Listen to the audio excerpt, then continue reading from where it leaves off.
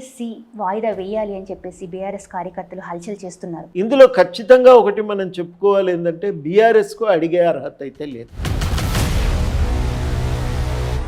వాళ్ళు ఖాళీలు ఉన్నాయి భర్తీ చేయండి అంటే తప్పుడు లెక్కలు చెప్పి 10 సంవత్సరాల పాటు నిర్లిప్తంగా ఉండి ఇవాళ మేము నిరుద్యోగులను పరిష్కరిస్తామంటే అది నమ్మశక్యంగా లేదు. ఆల్రెడీ 10 సంవత్సరాలు కేసీఆర్ ఏలారు. ఏలితే ఏం జరిగింది? మళ్ళీ 10 ఏళ్ళకు వస్తుందో అనే భయాలు పిల్లల్లో ఉన్నాయి. 6 గ్యారంటీస్ అనేది ఎప్పటికప్పుడు వాయిదా వాయిదా వాయిదా వాయిదాలతోనే వెళ్తూ ఉంది. ఇప్పుడు 6 గ్యారంటీలు వాయిదా పడ్డాయని 6 నెలలకే అనటం కరెక్ట్ కాదు.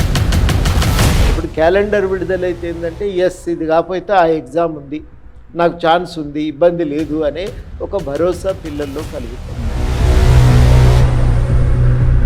కేసీఆర్కి ఎంతో మద్దతుగా ఆయన వెనుక వెన్నుండి ఎన్నో కార్యక్రమాలు చేశారు. కేసీఆర్ని అసలు వదిలి వేయడానికి రీజన్ ఏంటి? వాస్తవం ఏంటంటే ఆయన నేను గెలిచిన నాకు ఇంకెవరి సహకారం అక్కర్లేదు, మేము ఇంకెవరితో మాట్లాడవలసిన పని లేదు.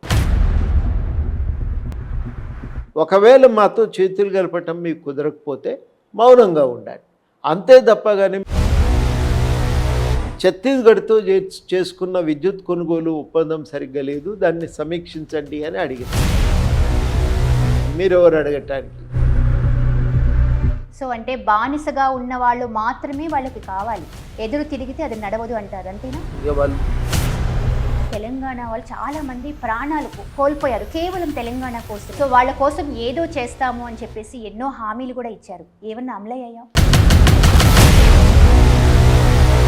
10 లక్షలు జాబు ఇచ్చాను, మిగిలిన వాళ్లకు సహాయం ఏది అందలేదు. తర్వాత ఏంటంటే ఆ ఇచ్చిన సహాయం చాలదు అనేది తర్వాత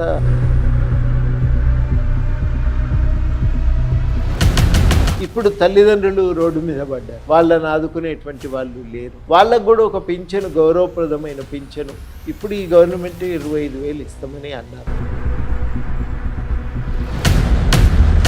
చంద్రబాబు గారు రేవంత్ గారిని కలిశారు.